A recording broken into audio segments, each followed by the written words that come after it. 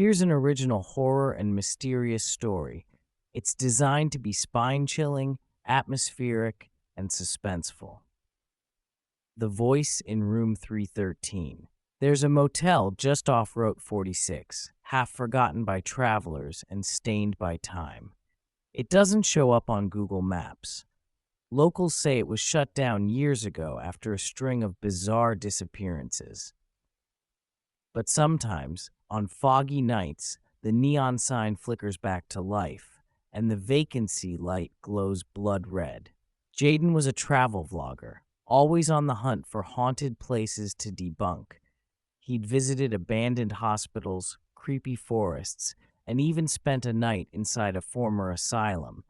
Nothing ever scared him, until the Hollow Pines Motel. It was 2 a.m. when Jayden saw the glowing sign through the mist.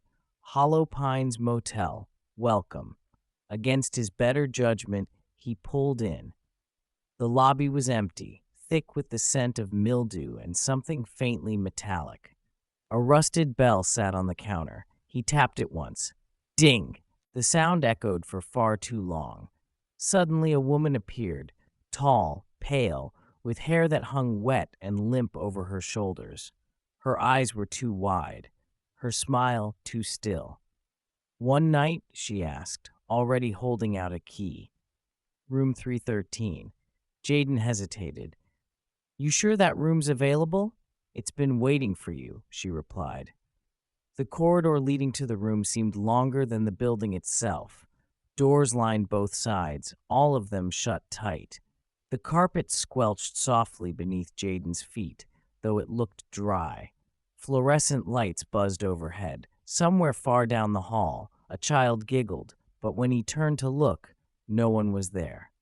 Room 313 was at the very end. Jayden unlocked the door and stepped in. The room was ordinary. Faded floral wallpaper, a queen-sized bed, an old tube TV, a mirror on the wall. Dust coated every surface. He set up his camera, speaking into the lens. "All right, folks, let's see if Hollow Pines lives up to its legend. I'll leave the camera rolling all night." At 3:13 a.m., the TV turned on by itself, static and whispering. The mirror fogged up, though the air was cold. And then a voice. "Help me." Jayden froze. The voice didn't come from the TV. It came from the mirror. He approached it slowly.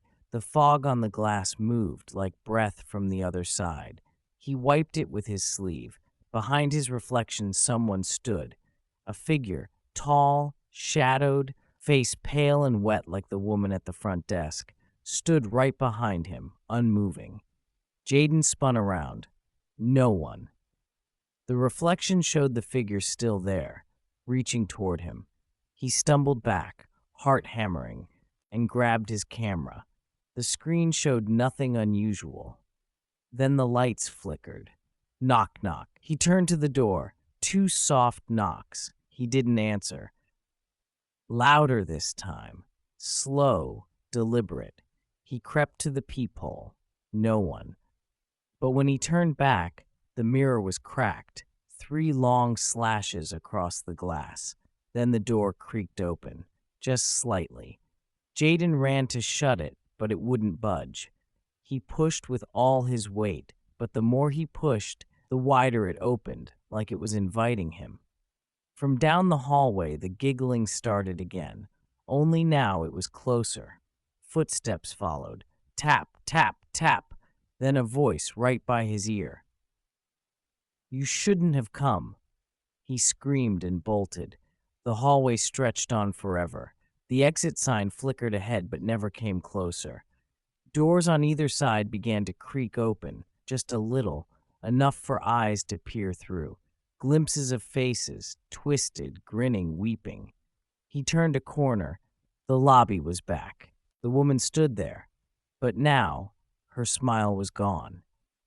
"You can't leave," she said. "You're part of the story now." Jayden backed away, trembling. "What do you mean?" She pointed to the guest book. It was open.